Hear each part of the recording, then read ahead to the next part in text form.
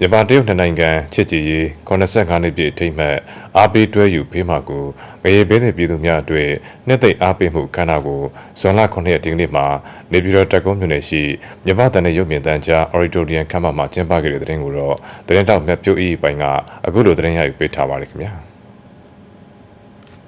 မြန်မာရုပ်မြင်သံကြားပြည်သူများရှင်မြန်မာတရုတ်နိုင်ငံရှိချီရေး95နှစ်ပြည့်အထိမ်းအမှတ်အားပေးတွဲယူဖေးမှကိုငလေပေးသည့်ပြည်သူများအတွက်နှစ်သိမ့်အားပေးမှုအခမ်းအနားကိုဒီကနေ့မနက်ပိုင်းကနေပြည်တော်တက်ကုန်းရှိမြန်မာတန်တဲ့ရုပ်မြင်သံကြားမှာကျင်းပခဲ့တာဖြစ်ပါတယ်အခမ်းအနားကိုအစီအစဉ်တိုင်းဆက်လက်ကျင်းပခဲ့တာဖြစ်ပြီးနေပြည်တော်တက်ကုန်းမြို့နယ်မှာမြင်းကလင်းတဲကြောင့်နေရင်စာအုပ်ထိခိုက်ပျက်စီးခဲ့တဲ့အိမ်နာစု17စုနဲ့ပညာရေးဝန်ကြီးဌာနမှအိမ်နာစု130ကိုစားကိုယ်စားလှယ်2ဦးတို့အားထောက်ပံ့ပစ္စည်းများလည်းပေးအပ်ခဲ့တာဖြစ်ပါတယ်ဒီနေ့ကအားပေးတွဲယူဖေးမကိုဆိုတဲ့အဲ့ဒီအားပေးနေ့တင်ပွဲပေါ့နော်ဒါကမြန်မာနိုင်ငံမှာ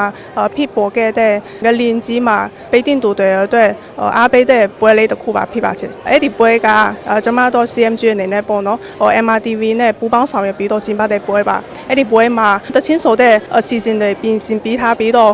ညနေပိုင်းမှာပေါ့နော်ရုပ်ရှင်ပြတဲ့ပိုင်းမှာလည်းပြင်ဆင်ပေးထားတယ်တချင်းဆိုတဲ့ပိုင်းမှာဆိုရင် CMG ရဲ့တာဝန်ရှိသူနဲ့ MRTV အစောတော်တွေကိုအချင်းချင်းအတူတူပူးပေါင်းပြီးတော့တရုတ်နဲ့မြန်မာနဝင်းချိုတဲ့နာမည်ကျော်ကြားတဲ့တချင်းတွေဆိုတဲ့အပိုင်းတွေရှိပါတယ်ပြီးညနေပိုင်းမှာ CMG ဘက်က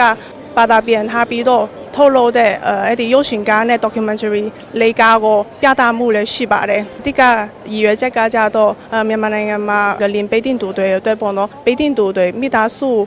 ပေါင်း130ကျော်တူတို့အတွက်လည်းထောက်ပံ့ပစ္စည်းလည်းလူတန်းတဲ့အပိုင်းလည်းရှိပါတယ်ပြီးကြတော့ CMG ကနေထုတ်လုပ်ထားတဲ့ရုပ်ရှင်ကားနဲ့ documentary ပေါ့နော်